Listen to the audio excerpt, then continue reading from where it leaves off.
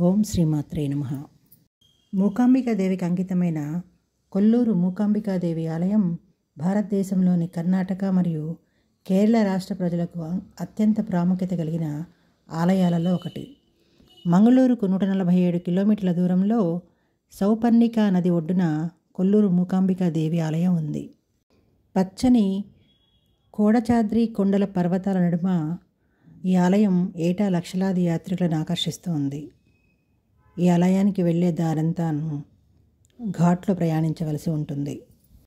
కొండలు, లోయలు, జలపాతాల మధ్య ప్రయాణం ఆహ్లాదంగా సాగుతుంది. పురాణాల ప్రకారం పూర్వం ఈ ప్రాంతాన్ని పాలించే మిక్కిలి బలవంతుడైన కౌమాసుర అనే రాక్షసరాజు తపస్సు చేసి తనకు చావు లేకుండా వరమివ్వాలని భావిస్తాడు. తన బలోబలంతో ఆ రాక్షసరాజు కోరికని పసిగట్టిన కోల మహర్షి విషయాన్ని సరస్వతీదేవికి తెలియజేస్తాడు. దీంతో ఆమె శివుడు ప్రత్యక్షమయ్యే సమయంలో కౌమాసుర ఏమీ కోరుకోలేని విధంగా అతన్ని మూగవాడిని చేస్తుంది. మూగవాడైన రాజుని ప్రజలందరూ మూకాసురుడిగా పిలిచేవారు. రాజు మూగవాడైనప్పటికీ అతని రాక్షస ప్రవృత్తిలో మార్పు ఉండదు. దేవతలను, యక్షులను హింసించేవాడు. దేవతలను కాక తనను పూజించాలని హుకుం జారీ చేశాడు. యజ్ఞ యాగాదులు నిర్వహించే వారిని హింసించి చంపేవాడు. దీంతో చలించిన మునీశ్వరులు కోల మహర్షి ఆధ్వర్యంలో పార్వతీదేవి వద్దకు వెళ్ళి తమ బాధలను చెప్పుకున్నారు. దీంతో పార్వతీదేవి దైవగణంతో వచ్చి మూకాసురుణ్ణి సంహరించింది. ఇది జరిగిన చాలా ఏళ్లకు ఆదిశంకరులు కుడజాద్రి కొండలలో ధ్యానం చేస్తూ ఉండగా దేవి ప్రత్యక్షమై కోరిక అడగమని చెప్పింది. ఆయన దేవిని కేరళలోని ఒక ప్రాంతంలో తాను చెప్పిన చోట వెలసి పూజలు అందుకోవాలని కోరారు. ఇందుకు అంగీకరించిన దేవి మొదట నువ్వు వెళ్ళాలని, తాను వెంబడిస్తానని, ఆయన తన గమ్యం చేరే వరకు తిరిగి చూడరాదని ఒక పరీక్ష పెడుతుంది. గతంలో మూకాసురుడిని వధించిన ప్రాంతానికి వచ్చిన వెంటనే దేవి ఆగిపోతుంది. అమ్మవారి గజ్జల శబ్దం వినపడకపోయేసరికి శంకరాచార్యుల వారు తిరిగి చూస్తారు. వెంటనే దేవి శంకరుని వెంబడించడం ఆపేసి అక్కడ మూకాంబికగా వెలుస్తుంది.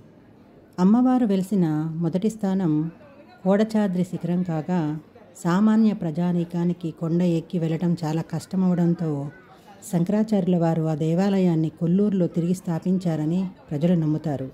ఇక్కడ పంచముఖ గణేశ యొక్క శిల్ప నిర్మాణం విశిష్టంగా ఉంటుంది. పంచలోహాలతో తయారు చేసిన అమ్మవారి విగ్రహం శ్రీచక్రం మీద కూర్చున్నట్లు ఉంటుంది.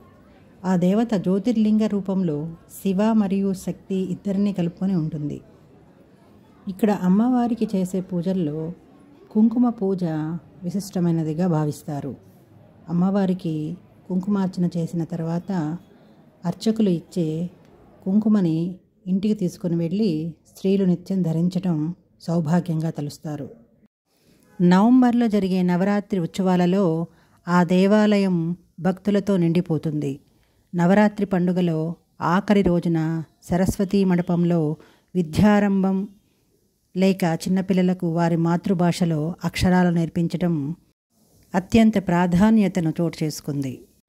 మేము అమ్మవారిని దర్శించిన రోజు వైశాఖ మాసం శుక్లపక్ష పంచమి అవటం వల్ల శంకరాచార్యుల జయంతి ఆ దేవాలయంలో ఘనంగా జరుపుకుంటూ ఉన్నారు.